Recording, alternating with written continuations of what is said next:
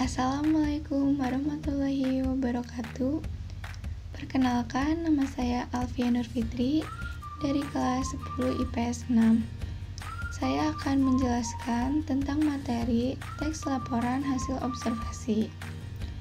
Teks laporan hasil observasi adalah teks yang berisi penjabaran umum atau melaporkan sesuatu berupa hasil dari pengamatan. Teks laporan observasi juga disebut teks klasifikasi karena memuat klasifikasi mengenai jenis-jenis sesuatu berdasarkan kriteria tertentu. Tujuannya adalah melaporkan hasil observasi secara sistematis dan objektif berupa hasil pengamatan untuk memecahkan suatu persoalan atau menguji suatu hipotesis. Teks laporan hasil observasi memiliki 3 sifat. Bersifat informatif, artinya memberikan informasi yang berguna mengenai objek yang diamati kepada pembaca. Bersifat komunikatif, artinya teks tersebut menggunakan bahasa yang seolah-olah membuat kita sedang berkomunikasi dengan teks tersebut.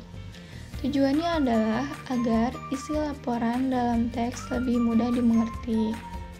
Bersifat objektif, berarti teks laporan tersebut harus faktual dan berpatokan pada informasi yang sah tentang apa yang benar-benar terjadi. Lalu ada ciri-ciri teks laporan hasil observasi. Yang pertama, bersifat objektif, global, dan universal. Yang kedua, objek yang akan dibicarakan atau dibahas adalah objek tunggal. Yang ketiga, ditulis secara lengkap dan sempurna. Yang keempat, ditulis berdasarkan fakta sesuai dengan pengamatan yang telah dilakukan. Yang kelima, informasi teks merupakan hasil penelitian terkini yang sudah terbukti kebenarannya. Yang keenam, tidak mengandung prasangka, dugaan, pemihakan yang menyimpang atau tidak tepat. Yang ketujuh, saling berkaitan dengan hubungan berjenjang antara kelas dan subkelas yang terdapat di dalamnya. Nah, tadi kita sudah mengetahui ciri-ciri teks laporan hasil observasi. Sekarang ada struktur teks laporan hasil observasi. Yang pertama, definisi umum. Definisi umum merupakan pembukaan yang berisi pengertian mengenai sesuatu yang dibahas di dalam teks. Definisi umum atau pernyataan umum dapat berisi informasi umum mengenai nama Latin hewan, asal-usul tanaman, jenis kelompok, dan lain-lain. Yang kedua, ada deskripsi bagian. Merupakan perincian bagian-bagian yang membentuk kesatuan hal yang dilaporkan. Misalnya, jika binatang mencakup ciri fisik, habitat, makanan, dan perilaku. Yang ketiga, deskripsi manfaat. Merupakan bagian yang menjelaskan manfaat dari sesuatu yang dilaporkan. Biasanya untuk benda mati.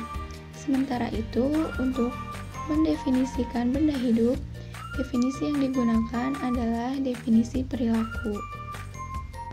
Yang terakhir, penutup atau kesimpulan. Penutup atau kesimpulan merupakan bagian rincian akhir teks laporan hasil observasi. Penutup dapat berisi simpulan berupa tanggapan atau interpretasi penulis tentang objek yang dibahas. Penutup atau simpulan bersifat opsional, artinya boleh ada, boleh tidak. Kebahasaan teks laporan hasil observasi. Untuk teks laporan hasil observasi, yang pertama, menggunakan kata kerja. Kata kerja adalah kata yang menyatakan suatu tindakan, keberadaan, pengalaman, atau pengertian dinamis lainnya. Kata kerja biasanya menjadi predikat dalam suatu kalimat. Contohnya, katak melompat untuk pindah dari satu tempat ke tempat lainnya. Kata kerja dalam kalimat itu adalah melompat. Menggunakan nomina. Nomina adalah kelompok kata yang menyatakan nama dari seseorang, tempat, atau semua benda dan segala yang dibendakan. Nomina bisa berfungsi sebagai subjek atau objek dari klausa. Bisa juga sebagai pelengkap. Misalnya, katak adalah hewan amfibi. Hewan amfibi adalah hewan yang bisa hidup di air dan di darat. Katak memangsa serangga yang lebih kecil untuk bertahan hidup. Nomina dari kalimat itu yakni katak, hewan amfibi, dan serangga. Selanjutnya, penggunaan konjungsi. Konjungsi adalah kata penghubung. Dalam teks laporan hasil observasi, penulis harus menghubungkan temuannya menjadi satu rangkaian pengetahuan yang logis.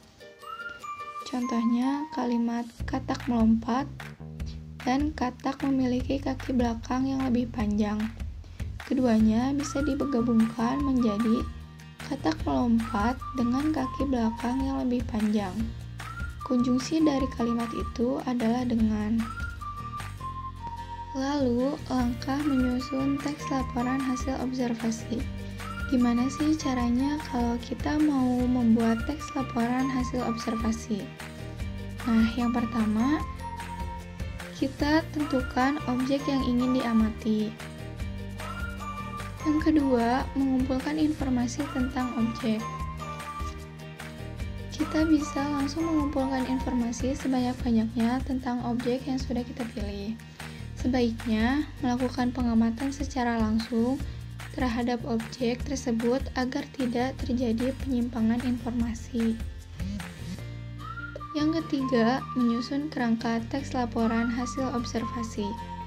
Setelah informasi terkumpul, langkah berikutnya yang harus dilakukan adalah menyusun kerangka teksnya. Tuliskan poin-poin penting dan kelompokkan sesuai dengan struktur teks laporan hasil observasi. Setelah menuliskan poin-poin yang penting dan mengelompokkannya sesuai dengan struktur teks laporan hasil observasi, lalu kita mengembangkan gagasan utamanya atau pernyataan umum. Pernyataan umum bisa berisi pengertian atau definisi tentang objek atau hal lain yang bersifat gambaran umum. Langkah selanjutnya, menjabarkan aspek yang dilaporkan. Jabarkan tiap definisi bagian secara jelas. Langkah terakhir, teliti lagi hasil laporan yang sudah dibuat, dari mulai pernyataan umum sampai definisi bagiannya. Segera perbaiki jika menemukan kesalahan ejaan atau kalimat yang tidak pas pada teks laporan yang sudah dibuat. Nah, di sini ada contoh teks laporan hasil observasi bunga anggrek bulan. Paragraf pertama adalah definisi umum. Lalu, definisi bagiannya, anggrek bulan merupakan jenis anggrek Orchidae yang mempunyai ciri khas kelopak bunga yang lebar. Bagian ketiga, definisi manfaat. Anggrek bulan banyak dimanfaatkan untuk tanaman hias karena keindahannya. Paragraf terakhir ada definisi penutup. Nah, di situ diberitahukan cara membudidayakan anggrek bulan. Mungkin segitu yang bisa saya sampaikan. Mohon maaf bila ada salah-salah pengucapan atau salah-salah kata. Sekian. Wassalamualaikum warahmatullahi wabarakatuh.